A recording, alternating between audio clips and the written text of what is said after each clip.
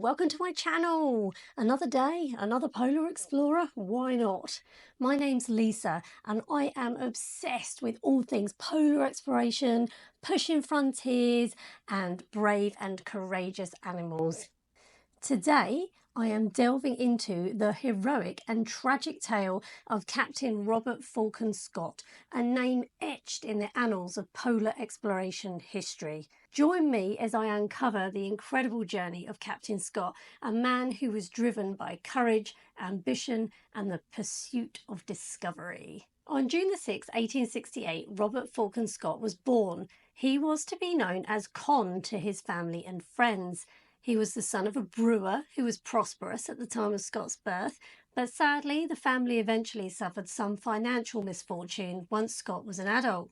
His family had strong military connections and Scott and his brother followed suit, with Scott beginning his naval career when he was 13. He was described as being quite delicate as a boy, but his interest in physical activity and endurance meant that he eventually developed into a robust man. Scott spent a long time overseas and eventually became a torpedo officer.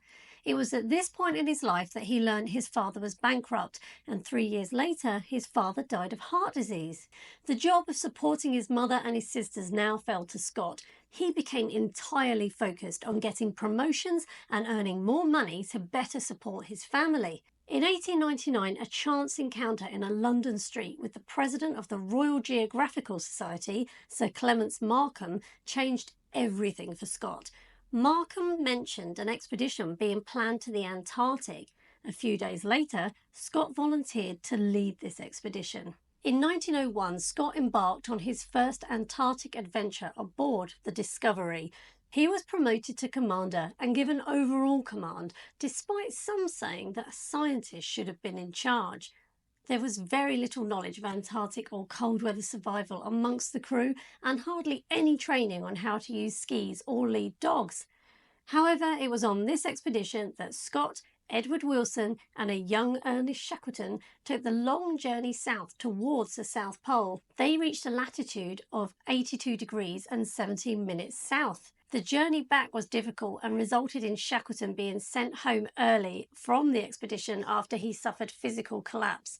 And various sources over the years have stated that the tensions between Scott and Shackleton may have started at this point, with Shackleton allegedly feeling frustrated that Scott sent him home. Nevertheless, this expedition marked a significant achievement, laying the groundwork for future exploration and scientific research.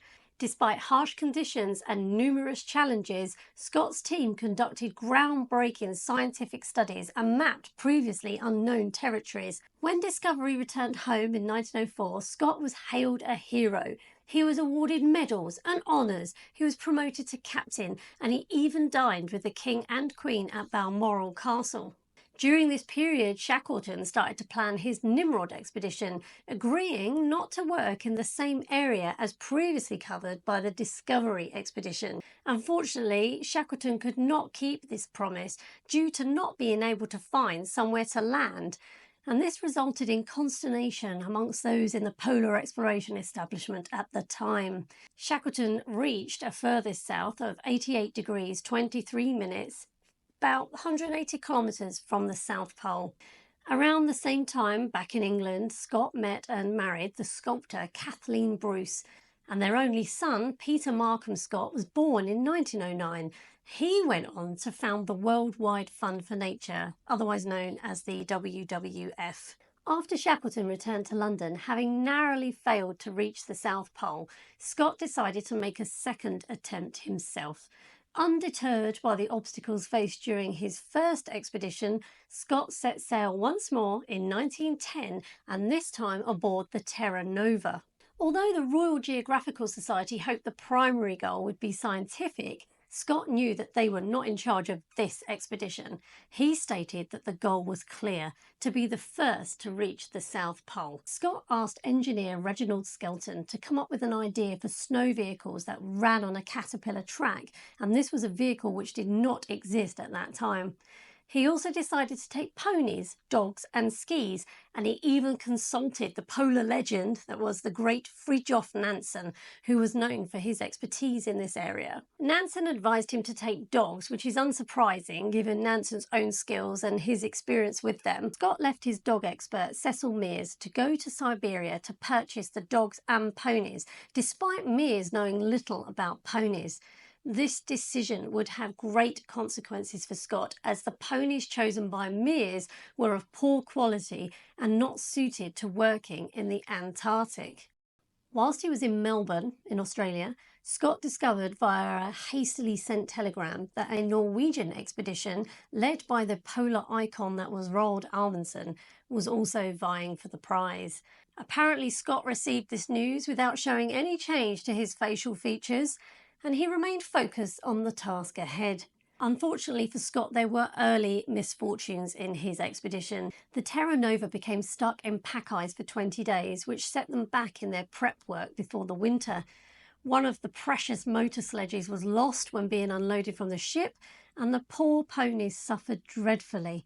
Crucially, this impacted on the laying of the supply point called One Ton Depot. It was laid 56 kilometres north of the planned location, and one of Scott's men, Lawrence Oates, advised that the ponies should be killed for food so that the depot could be laid nearer. Scott refused to do this, and Oates said rather prophetically in response, "Sir, I am afraid you'll come to regret not taking my advice." Amundsen had set up his camp closer to the pole by 111 kilometres. Scott knew that Amundsen had set his camp nearer, but he decided to press ahead with his plans to reach the South Pole. After all, anything could happen to Amundsen, and it wasn't a given that he would make it. Scott chose 5 men: his friend Edward Wilson, Henry Bowers, Lawrence Oates and Edgar Evans. He sent the rest of his party to return to the Terra Nova. Despite their best efforts, Scott's team of the 5 chosen men arrived at the South Pole on January the 17th, 1912, only to find that Amundsen had beaten them by 34 days. The disappointment was palpable, as evidenced in Scott's diary entry. "The worst has happened. All the daydreams must go. Great God, this is an awful place." The 1,387-kilometre journey back from the pole proved to be a harrowing ordeal. Scott wrote in his journal, "I'm afraid the return journey is going to be dreadfully tiring and monotonous." Edgar Evans's physical condition started to deteriorate, and he died at the foot of the Beardmore Glacier. Meanwhile, back at the Terra Nova, Atkinson did not set south with the dogs to meet Scott as ordered. The members of the expedition who were returning before the 5 that went to the South Pole were now making their way back to the Terra Nova, and Atkinson found himself held up looking after these individuals who were suffering with scurvy. So Atkinson sent Cherry Garrard to One Ton Depot to meet the returning Scott and the others. However, Cherry Garrard was no navigator, and Scott had originally left orders for Atkinson to meet him at latitude 82 or 82.30 on the 1st of March. So Atkinson sending Cherry Garrard therefore went against Scott's orders. On the 2nd of March, Oates began to suffer with frostbite, and he voluntarily left the tent in the middle of a blizzard, uttering the tragically famous words, "I am just going outside and I may be some time," and his body was never found. The remaining 3 men pressed on and made their last camp on the 19th of March. Scott was now suffering from severe frostbite, and he and his remaining companions faced insurmountable odds. On March 29th, 1912, Scott wrote his final diary entry. Last entry, "For God's sake, look after our people." He also left various letters to Wilson's wife, Bowers' mother, and another including a message to the public in which he attributed the failure of the expedition to the weather and various other misfortunes. 8 months later, Scott's tent was discovered poking out of the snow by Trygve Gran, who was a champion Norwegian skier who was part of the original Terra Nova expedition. Gran described the tent as being snow-covered till up above the door, with Scott in the middle, half out of his bag. The frost had made the skin yellow and transparent, and I've never seen anything worse in my life. The bodies of Wilson and Bowers were tied up inside their sleeping bags, which may suggest that Scott had died last, having tied them into their bags. The tent became the tomb, A high cairn of snow was covered over it with a cross erected using grand skis. Scott's reputation and legacy has undergone some ups and downs in the years since his death. For a good 50 years, he was considered a national hero, with his story being read to children in the classrooms and the making of the rather fantastic film with John Mills called Scott of the Antarctic. And there is that curious damp feeling in the air which chills one to the bone. Great God, this is an awful place. More than 30 memorials and monuments were set up in Britain, and the Scott Polar Research Institute at Cambridge was founded. The story was one of bravery and sacrifice, a useful narrative when trying to get millions of young men to sign up for the First World War. Although Amundsen had won the race for the pole, his own reputation suffered in the years after Scott's death.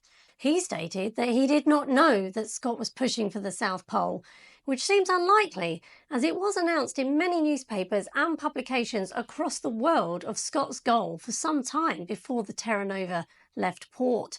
Amundsen, with his finger on the pulse of all things polar exploration, would surely have known this. Initially, Amundsen was seen as rather unsporting and even ungentlemanly in his conduct around his last-minute decision to head to the South Pole. However, it cannot be denied that his meticulous planning, his reliance on dog sledges and his first-class preparation ultimately has led to him being recognised as an incredibly skilled explorer. In the 1960s and 70s, a revisionist history of Scott's expedition started to appear.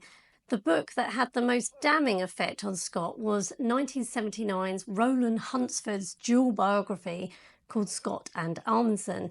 This depicted Scott as a kind of heroic bungler who suffered with depression and was not an effective leader.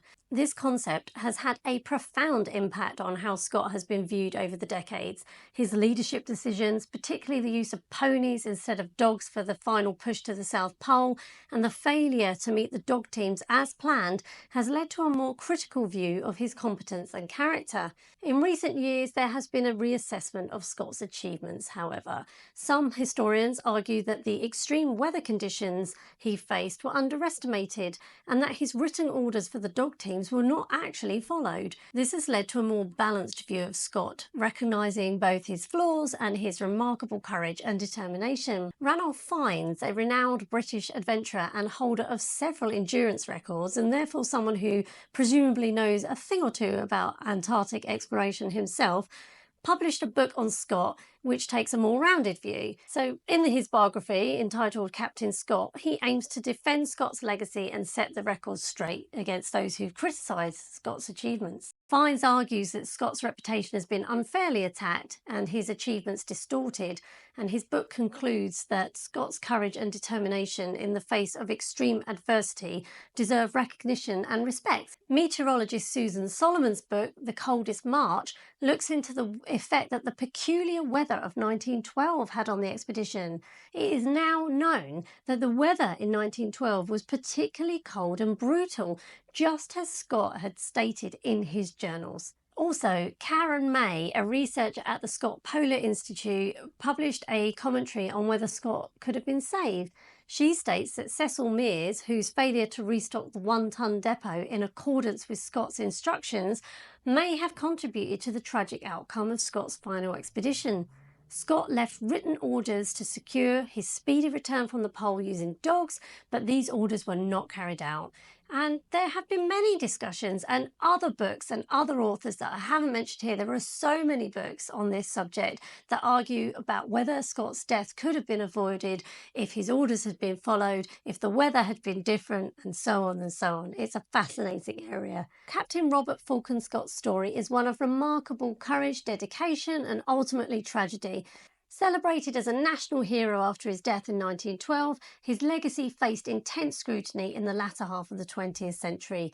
Critics questioned his leadership decisions and the choices he made during his expeditions, and sometimes this cast a shadow over his achievements. However, recent assessments have painted a more balanced picture of Scott. Historians and researchers have highlighted the extreme weather conditions he faced, the failure to follow his written orders, And these insights have led to a renewed appreciation of Scott's perseverance and determination in the face of overwhelming adversity.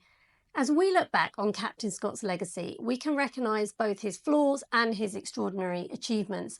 His courage and dedication continue to inspire explorers, scientists, historians, and adventurers around the world. Scott's story reminds us of the indomitable human spirit and the relentless pursuit of knowledge, even in the most challenging conditions. Thank you so much for joining me on this journey through history. If you enjoyed this video, please subscribe, like and share, and let me know in the comments what other historical figures or events you would like me to cover.